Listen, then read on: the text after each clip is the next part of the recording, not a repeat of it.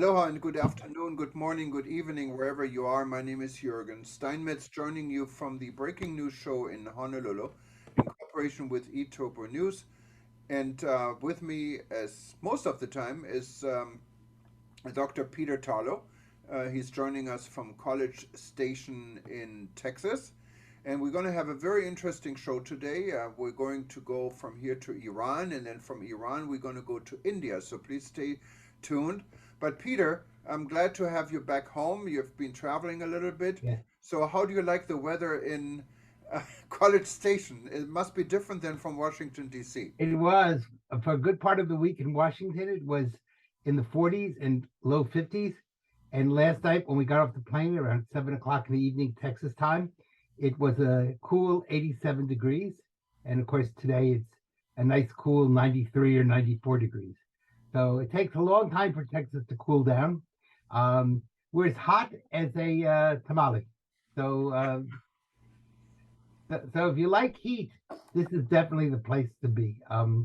There's a famous saying that when Sherman came through Texas, they offered him Texas or hell and of course there was no air conditioning then, and he said, "Give me hell." So, it would have been very tough to be in high humidity and high heat, and no air conditioning. Yeah, no, definitely. We are so spoiled these days, and hopefully we can keep the air conditioning on now with oil prices raising probably also in this Yes, country yes, again after what happened yesterday in Saudi Arabia.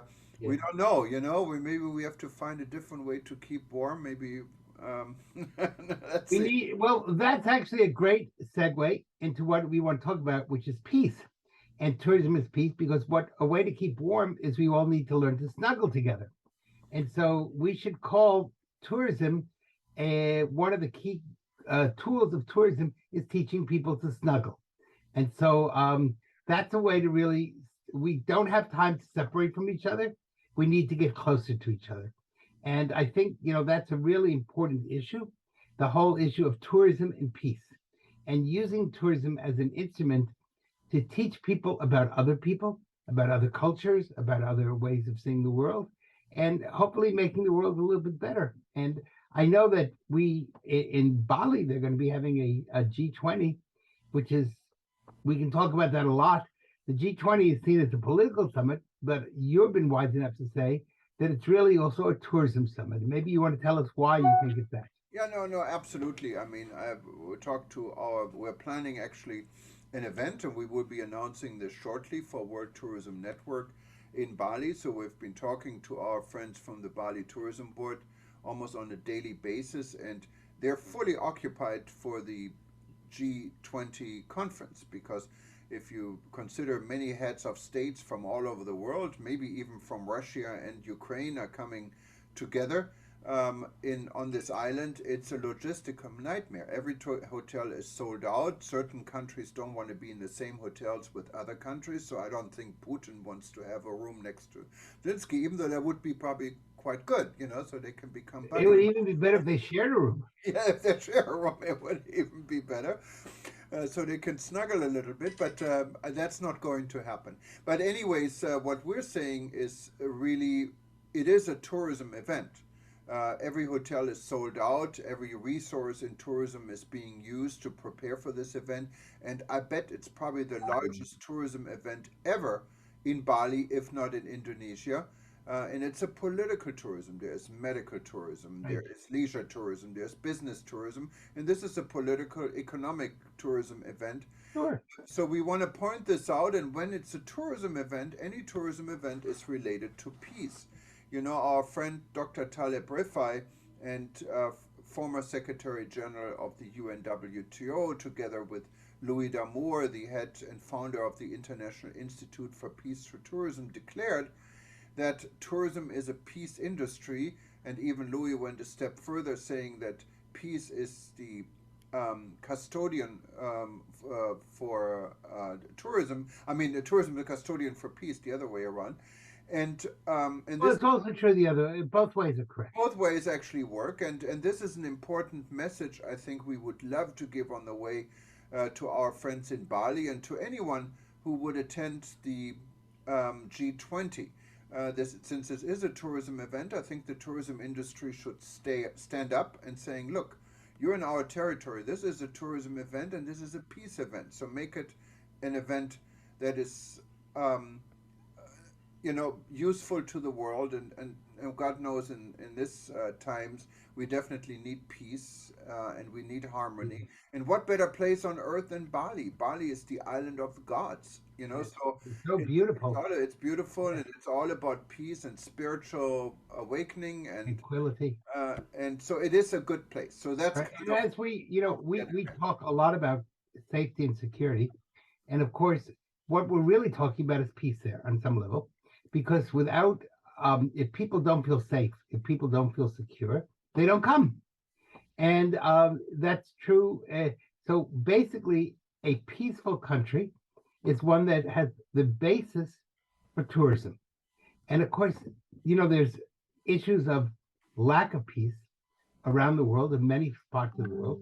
And so I think one of the important things that we should be able to do is use this in the World Tourism Network as really a network to bring people together, to get people to understand. And if I'm not mistaken, the World Tourism Network is now the largest network of nations or people in nations.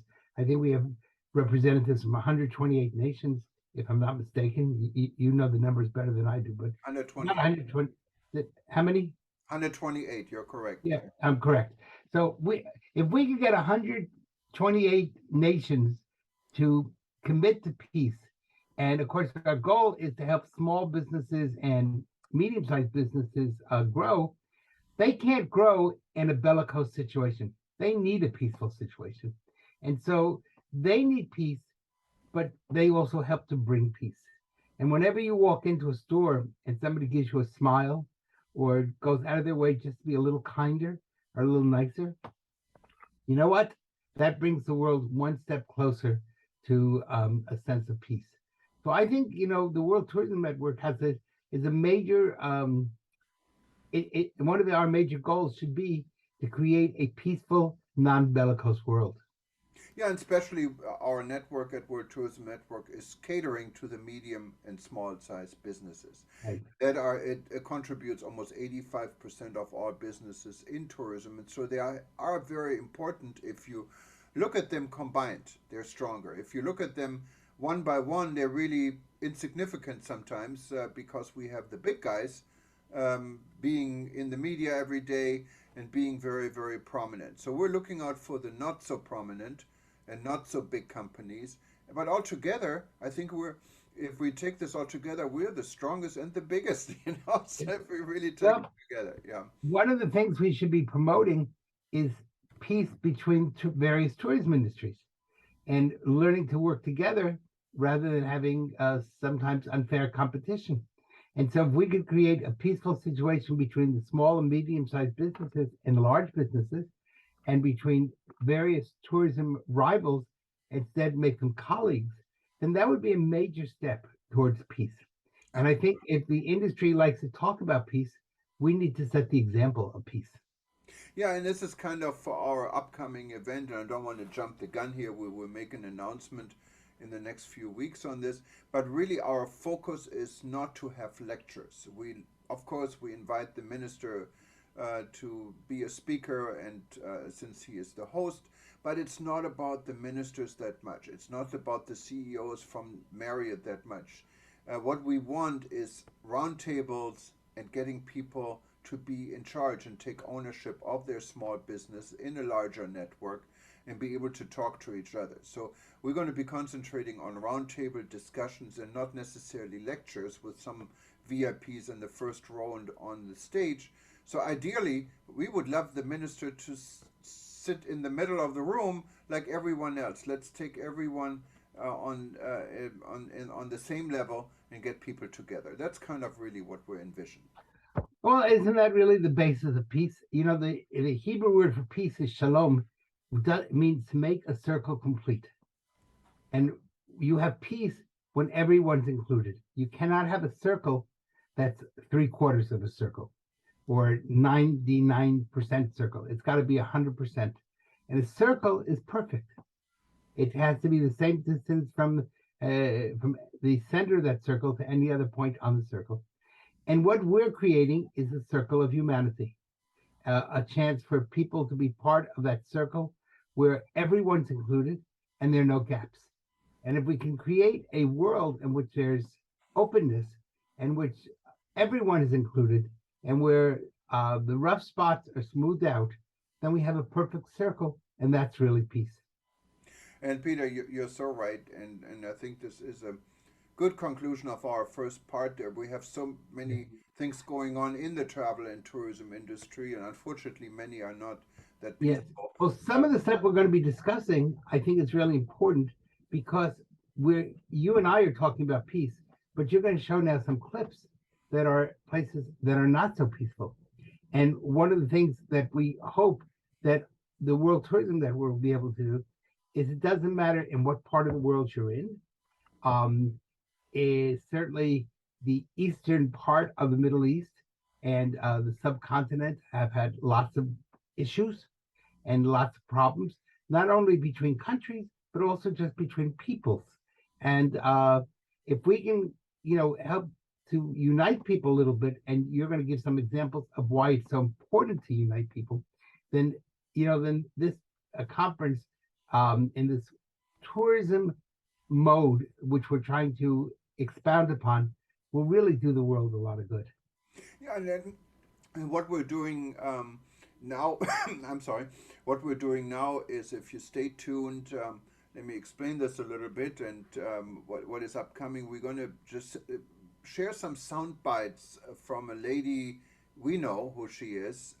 She is actually in the travel and tourism business and she is known internationally and she's from Iran. And she's sitting literally by her window in Tehran and she's giving us some sound clips from people protesting what has been going on now in Iran for many weeks, for 3 weeks, I believe. And we also hear, if you listen to it carefully, not even that carefully, you hear gunshots. Yes. And these are people who are the police is shutting up and killing for saying what they want to say. And as you know, Iran is cutting off communication to the West. So this is it was a challenge to get this information to our contact. And we, of course, we're not going to mention her name and who she is, but she's a very brave woman, and people are brave, and people respect freedom, and people know how important a free society is, and that shows it again. And she's a tourism lady. She has worked in. And again, without freedom, you don't have much tourism. We need the freedom to be able to go from one place to another and be able to not fear for our lives. And yesterday, I took an Uber with a man who was an Afghan translator. And when the U.S. pulled out, and how his family was the last people to get on a military plane out of Afghanistan, and you could see the shrapnel in his arms and the wounds that had taken place. And again, the world, we forget that it's only been a year, not even a year, that the U.S. withdrew from Afghanistan, leaving hundreds of people, thousands of people abandoned in Afghanistan, including people who work with us. And so peace also comes with responsibility and comes with the fact that if you can't travel, then without peace, you cannot travel.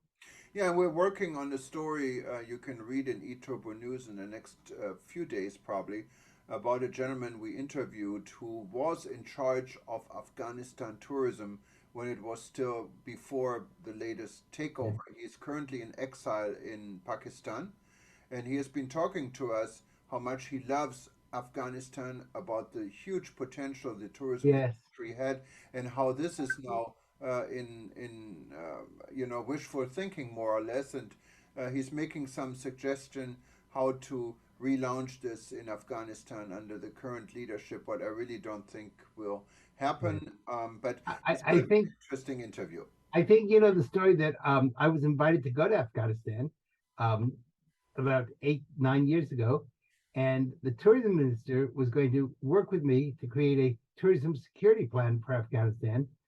And just before I left for Afghanistan, he got blown up.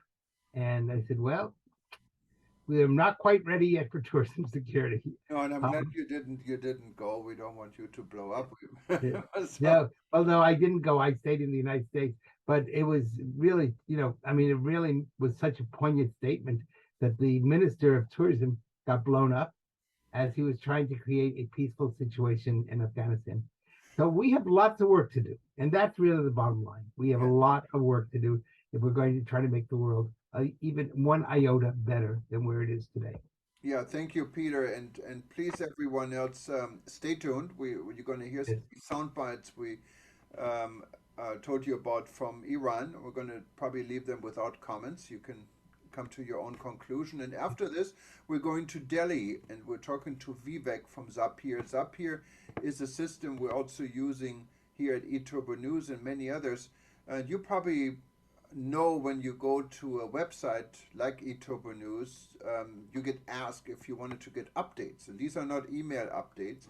These are just updates that pop up on your browser. They're actually connected to the browser. And we have the expert who can explain to us how this works, what data is actually shared, and how this computer knows that eTurbo News or whoever you subscribe to is just posted something, and how this pops up on your computer, and also how you can stop it once you subscribe.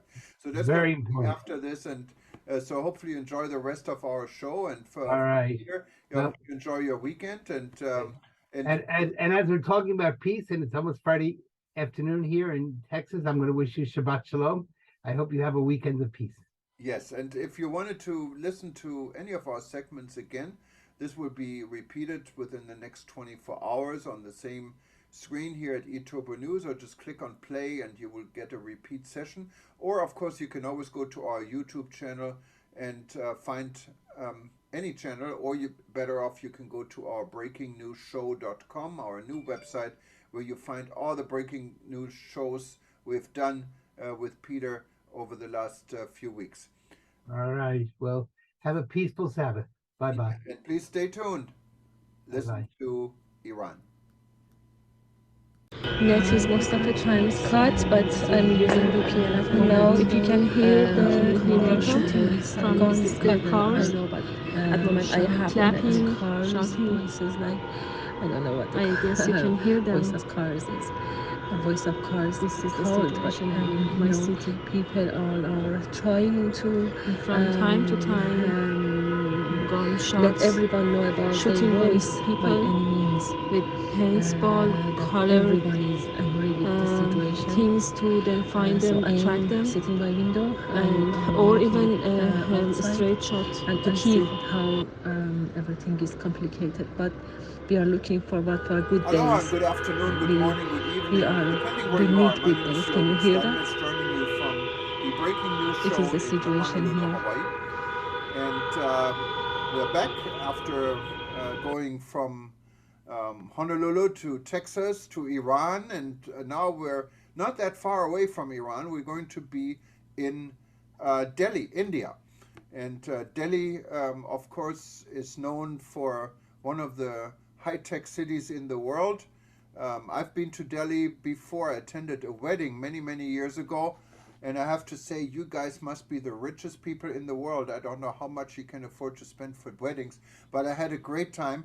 And I wanted to welcome Vivek. He's from Delhi, and he will tell us more about Delhi. And we're going to talk a little bit about what he's doing, because we're actually one of his clients also. Vivek, welcome. How are you? I'm good, Jürgen. Thank you so much for having me on the show. Yes. So tell us, how's everything in Delhi? I know you have some problems sometimes with air quality, but it's a great city. Yes. But Yeah. you can breathe, right? So everything is okay. Yes, we can breathe. This, in fact, is the most pleasant time of the year, right? Just between monsoon and the winter starting. This is when temperatures were around 24, 26, 27. It's pleasant mostly throughout the day. Light breeze. It's the arrival of winters that we all wait for right now, and Oh, the air starts becoming chilly as we go into November, right? And again, winters in India are not as intense, as compared to what you would see in Europe or Canada or London, right?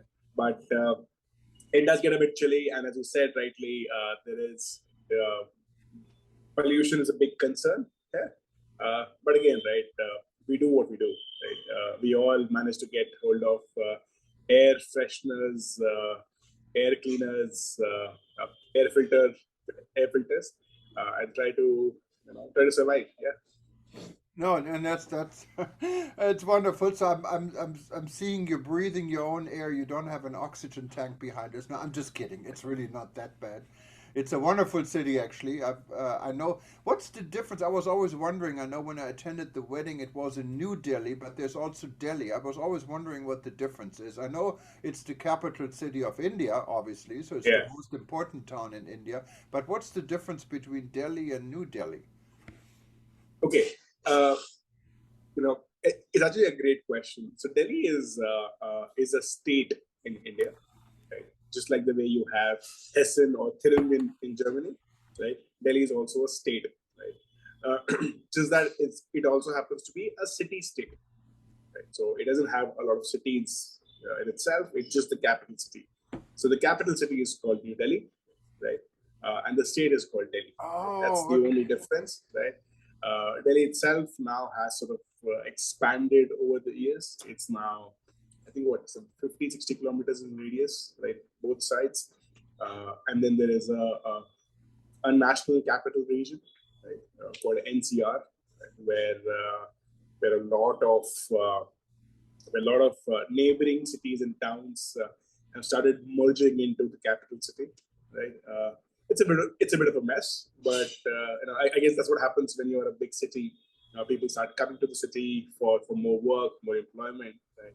It's just a natural part of development. Yeah. Oh, okay, okay. So that makes a lot of sense. It's like in our capital here in the U.S., Washington, it's D.C. It's like a Yeah. city state, or in Germany, Hamburg. There's a state of Hamburg and there's a city of Yeah. Hamburg. It's really the same.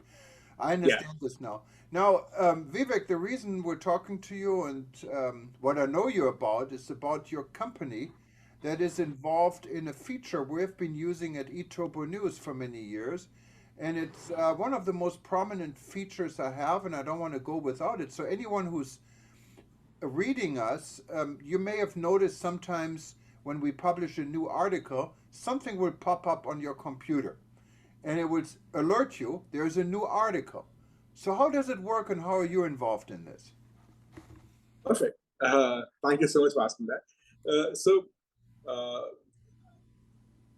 the product is called Izuto, right? That's the product that currently publishers, entrepreneurs like you use right now on their website to broadcast important messages, important news, important stories to their audience using push notifications. Right?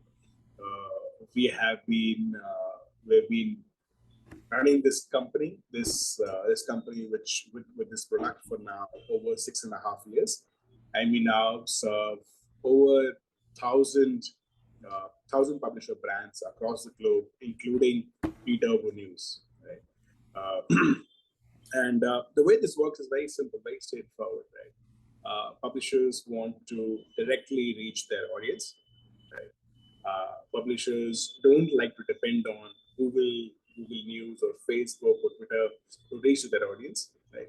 And we essentially help you build a direct channel of communication with your audience using web push notifications, using notifications from Messenger, email, and so on and so forth. Right? The idea is very simple. How can we help you establish a direct channel of communication with your audience? Right? And when that happens, you get more repeat traffic, you get more page views on a website, and hopefully you get more revenue on the website as well. Yeah. And when you get these, like in our case, I know when we publish a new article, and we do it for one specific category, so not every article, but most articles, it Makes sense. and you're subscribed to this pop-up, you will see it on your computer. So I understand in order to get it, you have to agree to get it. You have to subscribe. It's not something what automatically we force on people. Is that correct? Yes, absolutely correct. As a reader of the website of your brand, I would have to give explicit permission, right, and opt in for it. The good part is I don't have to give you my email ID or my name or my mobile number. It's just a very simple click of a button permission, which allows your website to send me notifications directly to my device. So I'm not really parting away with any personal information about myself or my or my work or my belongings, right? I'm just giving you permission to send me notifications. And as you rightly said, these notifications are delivered even when the user is not on the website, right? So the user could be, scrolling to Instagram, right? And they would get an alert article, an alert about article that you just published on the website. And then, I mean, I'm wondering, I hope it will never ever happen at News. I'm kidding, but let's say you don't want these notifications anymore. Sure. Can you opt out of it? Absolutely, yes. As a user, you have 100% control on what you want and what you don't want. You can simply go ahead and block them, right? You can simply go ahead and disable them, right? It just takes one click to get rid of them, right? Very straightforward, right? And again, unlike email IDs, so for example, let's say, hypothetically speaking, you have my email ID, and for some wacky reason, your my email ID gets leaked out, right? So anybody who has access to my email ID can send me emails, right? That's not the case with web push notifications, right? Only the provider that you are working with can send those notifications on your behalf. Right? So basically, it's triggered by your IP address, or how would the system know to inform you? Well, when you publish a new story or a new no, not publish. I mean, as a reader. So if you're a reader and you get yeah. this, and would the system, I mean, Isoto, would you guys know in the system, oh, this came from such an IP address, so if News publishes something again, this IP address, we need to send a notification? So, again, great question. It's not an IP address, but when a user gives permission to receive notifications, right, what ends up happening is a browser token is generated and stored locally on the browser, right? And that's what gets stored on our server as well, right? So it's essentially a 64-character long alphanumeric browser token, right? That's really your identity, right? And that's what we use to send notifications to and from, right? So when the user blocks that notification, that token gets reset to, that token gets nullified, right? And whenever the user accepts notification, that token gets generated, right, and is sent to us. And that's what we use to communicate with a device and a browser, right? We would not know if it's Jürgen or if it's Vivek or if it's somebody else, right? Or we would know it's this token came from this device, which is a laptop or a mobile, and that's pretty much it. Yeah. So is it now, if you access your computer and you have certain privacy settings, like you go to a private window, for example, or would this still pop up, or the private window would not allow for this information to be stored, for example? Great. So if you are browsing in a private mode or an incognito mode, right, you would not receive push notification pop-ups. Okay. Right? Would not be asked for permission because the browser understands that you want to be in a private mode. You do not want to be communicated with directly right now. Right? Okay. What's also important to understand is that notifications are sent directly to the device. So no matter what you are doing, if you have already opted in for notifications on your website, right, and you continue to browse some other website in a private mode, you will still receive the notifications. Right? What you will not see is the permission pop-ups on if you're browsing in a private mode. Okay. So basically, it doesn't pop up on your website you're browsing. It pops up regardless. Yeah. and then you can opt out if you decide to opt out and you don't want to Absolutely, anymore. yes. Now, when you look at the other side, a lot of our listeners are providers. There are tour companies, travel Yeah, agencies, tourism boards, um, maybe even some other competitors of ours, publications. yeah. How can they benefit from your service? How would they know about it, and how can they sign up or find out more about it? Perfect. So, well, the travel industry, continues to bounce back from the COVID impact, right? And we are seeing a lot of activity now in the travel industry. People are traveling. The so-called revenge travel is back. We see a lot of activity happening across the industry, be it travel media, be it travel ticketing and sales and agencies and so on and so forth, right? And all these partners now want to communicate aggressively with their customers, with their audience, and that's where Izuto comes into picture. Izuto helps them solve this problem. So whenever a user is publishing, whenever a blogger, for example, is publishing a new blog post about a city they visited, or their review of a specific tourist site, right? Or whenever a tourism board has a new guideline coming up for their country, or for travelers or tourists of that country, they can broadcast that using Izuto's push notification platform to their entire reader base, right? So communication becomes very, very important, right? And this is also very powerful when it's a time-sensitive communication, right?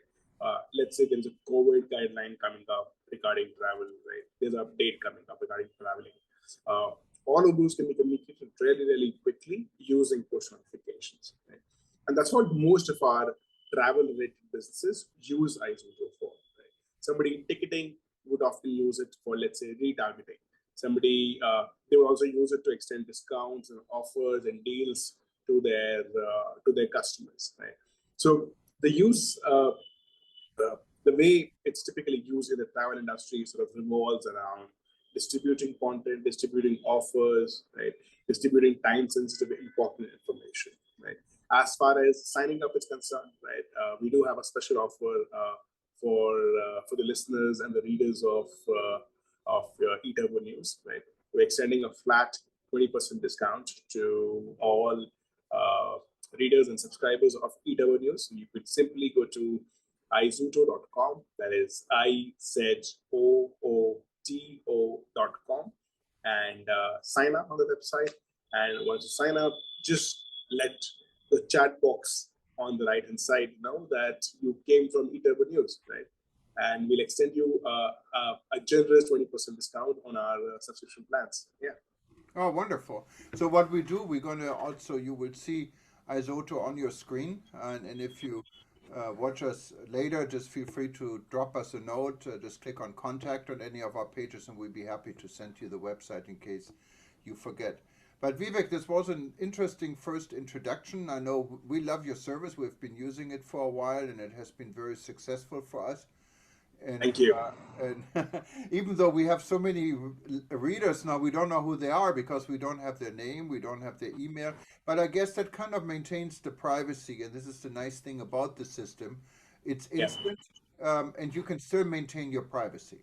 So if Yes. you're a competitor checking out what we're doing, we would never know. So it's an interesting concept. Well, thank you very much, Vivek, and we're coming to the end of our breaking news show today. And if you have Sure. been watching us and you didn't see the beginning of uh, when we started with Dr. Peter Talo, or any of the sections, you can just try us again. We're going to repeat this every 2 hours. Otherwise, just click on the breaking news link, and you can watch this section and all our other section. Or of course, you can go to YouTube and also find us there. But it's easy. So we have a lot of broadcasts to choose from, and a lot of interesting discussions we had. Well, for everyone watching us here, we wish you a nice evening, morning, night, whatever time it is. And in Hawaii, we say aloha. What do you say in India, Vivek? We say we say goodbye in English, and we say Okay, that's "Fir easy. milenge." We say "Fir milenge" in Hindi. Yes. Okay, and actually, if you wanted to read us in Hindi, you can do this. Just click on the language tab at eTurbo News, scroll down, and you find Hindi. And actually, Vivek, let me know how it sounds, because I don't speak Hindi. I speak German, and I tested it, and I was surprised it was pretty good. But let me know, Hindi is actually one of our most popular languages, so it would be great to get your Okay. feedback. All right. For sure. All right. Okay. Okay. You take care, and everyone else, thanks for listening, and we see you Thank again you. soon. Bye-bye.